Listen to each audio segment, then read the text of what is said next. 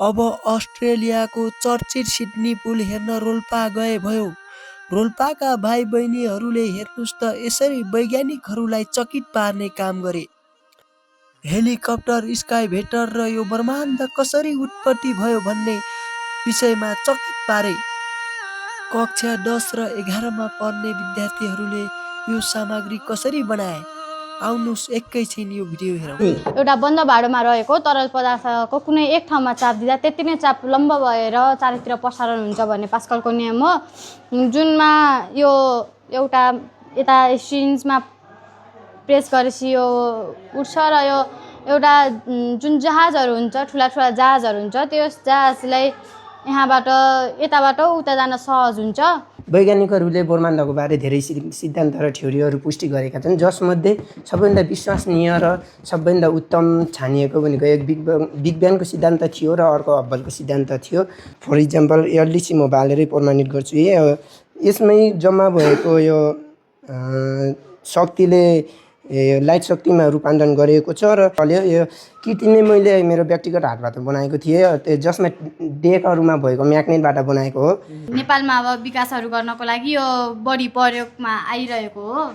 हजुर, यसलाई चाहिँ चलाएर हेरौँ चल्छ कि नै।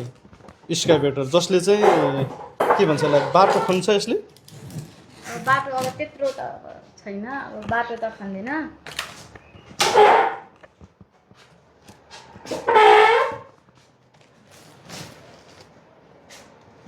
यता देखाइदिनु होला, यता फोकस गरिदिनु होला, चलिराखेको छ।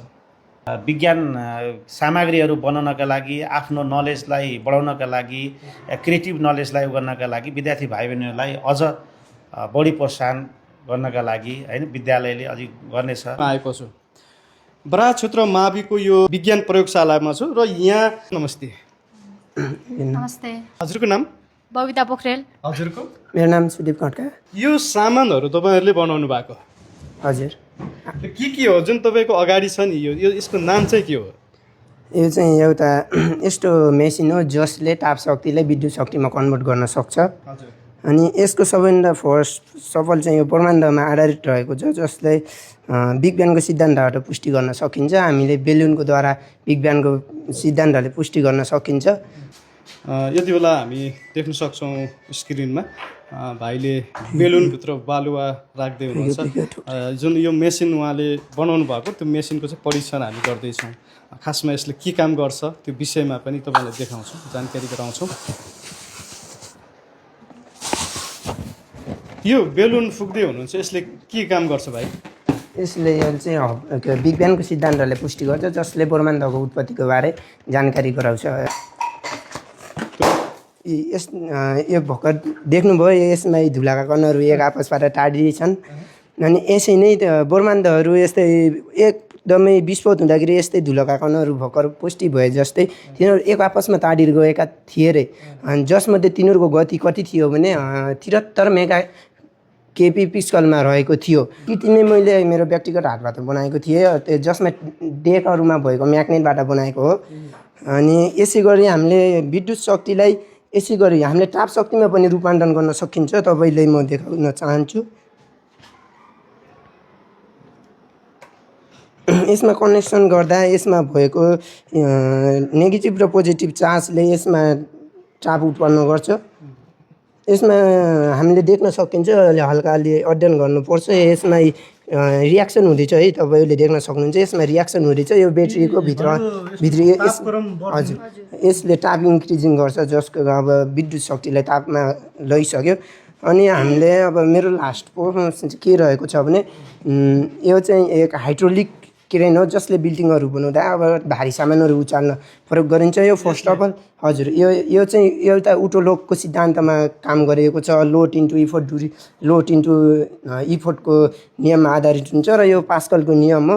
अनि यो चाहिँ विद्युतीय चुम्बक हो। यसलाई सेलमा जोडान गर्दा यसमा भएका सेलको कारणले गर्दाखेरि यसले विद्युतलाई त्यो चुम्बकीय शक्तिमा रूपान्तरण गर्छ, जस्तै अघि मैले भनेको थिएँ। हामीलाई धेरै कुराहरू देखाउनु भयो भाइ होइन। यो जुन यो तपाईँले बनाउनु भएको मेसिन छ, यहाँ स्कुलमै बनाउनु भएको कि घरबाटै बनाएर ल्याउनु भएको?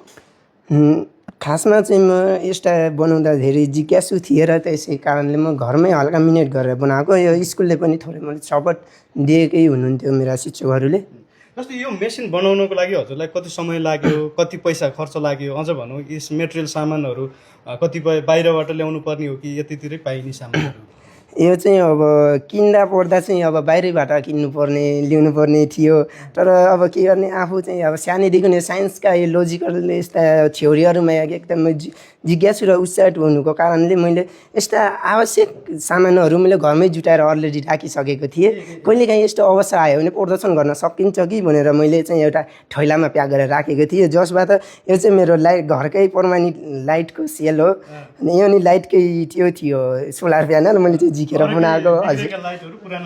हजुर हजुर, त्यो बिग्रेका पुराना सरसामानबाट मैले चाहिँ यो परिणत गरेको। यसबाट मसँग बाइ द वे यस्तै ल्याबहरूमा यस्तै अब अझै राम्रो एकदमै गहिराई तहले अध्ययन गर्न पाएको भइदिए भए योभन्दा नि बेटर बनाउन सक्थेँ भन्ने हिम्मत चाहिँ थियो मसँग। यसको नाम ठ्याक्कै भनिदिनु त के हो? यो सिडनीको पुल हो। यो हाइड्रो त्यो यो पास्कलको नियममा आधारित पुल हो। पास्कलको नियम एउटा बन्द भाँडोमा रहेको तरल पदार्थको कुनै एक ठाउँमा चाप दिँदा त्यति नै चाप लम्ब भएर चारैतिर प्रसारण हुन्छ। यो नै पास्कलको नियम हो। र यसमा हामीले हेर्न सक्छौँ यो नेपालमा त अब खासै अब त्यति छैन। यो अब समुद्री भागतिर बढी प्रयोग हुने हो। यो पुल अब अलिक ठुला जहाजहरू आउँदा यो पुलमा ठोकिन्छ भनेर यो विशेष माथि उठाइन्छ। हजुर, यस्तरी उठाइन्छ। र अब यो उठाए पछाडि यहाँबाट चाहिँ जुन डुङ्गाहरू हुन्छ, पानी जहाजहरू हुन्छ, त्यो अग्ला जहाज पनि वारपार गर्न सकिन्छ। र यसलाई पुनः पछि फेरि अब यताबाट गाडीहरू आवाजात हुन् भनेर अब यसलाई फेरि समान रूपमा त्यो अब पुलको आकारमा दिइन्छ। ओके, हुन्छ। यसको नाम चाहिँ भनिदिनु त हजुरले, के हो यो अहिले तराजु। ओके, अब यो तराजु भयो। अनि यो बनाउनु भएको छ नि, यो चाहिँ के हो? यो एरोप्लेन हो। एरोप्लेन चल्छ? नै चल्दैन, यो नमुना हो। अनि यो हेलिकप्टर हो, यो पनि नमुना हो। ओके, पहिला यो नउडेर यो घुम्ने गर्थ्यो, बट यो अब तर यो भाँच्चा यो चल्दैन अहिले, होइन त? अब यो चाहिँ के हो? यो अहिले अब ट्र्याक्टरहरू, अब यो डोजर हो। यो पनि पास्कलको नियममा नै आधारित छ। अनि यो पास्कलको नियममा आधारित छ। यो अहिले हाम्रो बाटोहरू खन्नको लागि अब नेपालमा अब विकासहरू गर्नको लागि यो बढी प्रयोगमा आइरहेको हो। एउटा ग्रिन सिटी हो जसमा कुनै पनि प्रदूषण छैन। योमा जस्तै अब कारखानाहरू त्योहरू निर्माण भएको छैन। र योमा अब आफ्नै अब जस्तै वायु शक्तिलाई ताप शक्तिमा रूपान्तरण गर्ने, अनि यो वायु शक्तिलाई अनि यो विद्युत शक्तिलाई कसरी वायु शक्तिमा रूपान्तरण गर्ने भनेर भनिएको छ। र यो एउटा ग्रिन सिटी हो जसमा अब कुनै पनि प्रदूषण छैन। यो हाम्रो अहिले यो नेपालमा अब गाउँघरतिर छ, तर यो सहरमा छैन। तपाईँहरूले जति सामान बनाउनु भएको छ अझ योभन्दा पनि खतरा सामानहरू बनाउनुहोस्, तपाईँहरू वैज्ञानिक बन्नुहोस्, हाम्रो चाहिँ त्यो कामना छ। सर नमस्ते, स्वागत छ। नमस्कार। हजुरको नाम? मेरो नाम बलेश्वर खनाल। यो बरा क्षेत्र माध्यमिक विद्यालयको विज्ञान शिक्षक। विज्ञान शिक्षक हुनुहुन्छ। जुन यहाँ तपाईँको विद्यार्थीहरूले बनाउनु भएको सामानहरू आज हामीले हेर्दै गर्दा चाहिँ एकदम खुसी पनि छौँ हामी। जुन सिडनीमा गएर देखिने पुल यहीँ देख्न पाइएको छ, होइन? जस्तै तपाईँका विद्यार्थीहरूले यी सामानहरू बनाइरहँदा तपाईँहरूबाट चाहिँ कतिको चाहिँ साथ छ, अर्थात् ती विद्यार्थीहरूलाई चाहिँ कतिको अप्ठ्यारोहरू परिरहेको छ? विद्यार्थीहरूलाई सामान जुटाउन चाहिँ अप्ठ्यारो हुँदो रहेछ। ती अप्ठ्यारोहरूलाई सहजीकरण मैले गरिदिए विद्यार्थीले चाहिँ आफूले चाहिँ आफ्नो प्रयासमा चाहिँ विद्यार्थीले गरिरहनु। गरिराख्नु भएको छ। कतिको चाहिँ उहाँहरू जस्तै उत्साहित हुनुहुन्छ सामानहरू मेसिनहरू बनाउँदै गर्दाखेरि? सामान भएको अवस्थामा चाहिँ विद्यार्थीहरू चाहिँ यस बराह क्षेत्र विद्यालयका विद्यार्थीहरू धेरै उत्सुक हुनुहुन्छ। अझै पनि यहाँ नभएका मेसिनहरू जुन विद्युतीय उपकरणहरू यो चाहिँ बनाऊ सर भनेर केही भन्नुहुन्छ?